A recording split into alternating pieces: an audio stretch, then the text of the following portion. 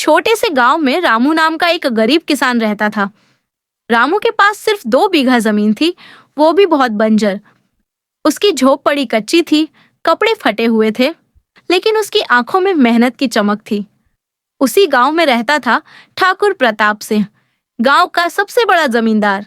उसके पास सैकड़ों बीघा जमीन, नौकर चाकर और बहुत घमंड था।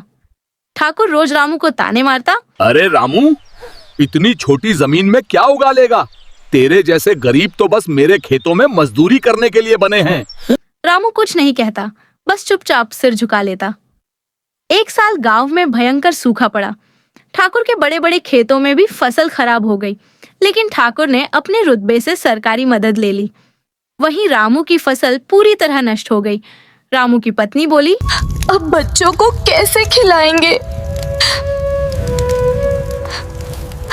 रामू ने गहरी सांस ली और बोला, भगवान मेहनत करने वालों को खाली हाथ नहीं लौटाता।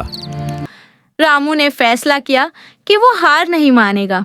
उसने जंगल से गोबर, पत्ते और मिट्टी लाकर खुद जैविक खाद बनाई। दिन में खेत में काम, रात में दूसरों के खेतों में मजदूरी। गांव वाले हंसते थे, ठाकुर मजाक उड़ाता। अगर मेहनत से अमीर बनते तो मैं कभी अमीर बनता ही नहीं, गरीब ही होता। अगले मौसम में रामू ने नई तकनीक अपनाई।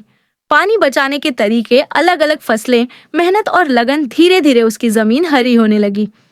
गांव वाले चौंक गए। जिस जमीन को सब बेकार कहते थे, वही सबसे अच्छी फसल उग रही थी। ठाकुर को जलन होने लगी। ठाकुर ने रामू को डराने की कोशिश की।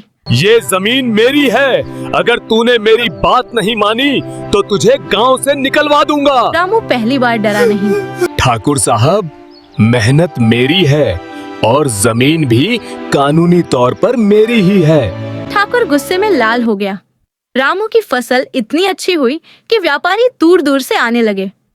रामू ने सीधे मंडी में बेचकर अच्छा मुनाफा कमाया। उसने बच्चों को पढ़ाया, नया घर बनाया और नई जमीन खरीदी।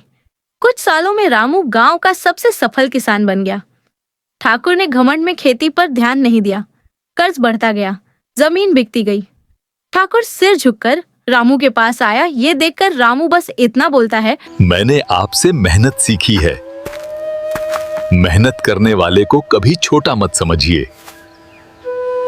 गांव वालों ने उस दिन समझा, असली ताकत पैसा या रुतबा नहीं, मेहनत, ईमानदारी और धैर्य होती है। तो दोस्तों, इस कहानी से हमें क्या सीख मिलती है? जो मेहनत से नहीं डरता, उसे कोई दबा नहीं सकता। घमंड गिरा देता है, मेहनत उठा देती है।